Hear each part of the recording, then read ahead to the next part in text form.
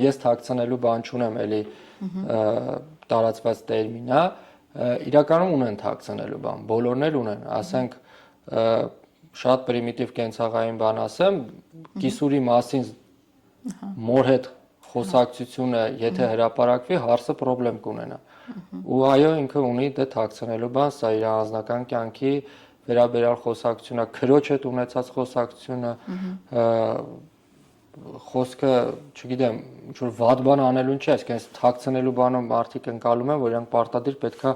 վատ բան արածել լինեն, չգիտեմ, գողության մասին խոսան այդ Facebook-ով, որ թաքցնելու բան ունեն, բայց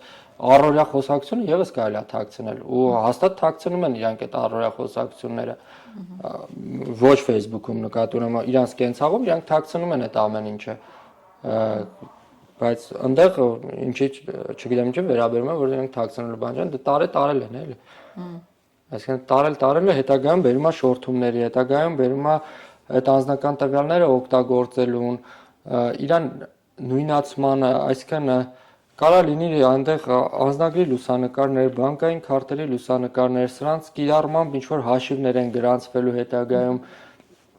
տարբեր բուքմեյքերներում եւ այլն, տեղի ունենալու, ասենք, այլ հանցագործություն հափշտակության, որտեղ օգտագործվելու է իր Facebook-ից վերցրած իր անձնագրի նկարն ու քարտի նկարը, որը որ կցվել է, մի հատ ասենք, սա խնդիրներ է, որոնք կարան չառաջանան, եթե ուղղակի մարդը մի քիչ ավելի լուրջ վերաբերվի դրա անվտանգության մակարդակներին, այսինքն եթե գրանցվել ես, որոշակի միջոցներ ձեռնարկի, որ պահպանես դրա անվտանգությունը, այսինքն գոնե գաղտնաբառը մի քիչ ավելի բարդ սահմանեն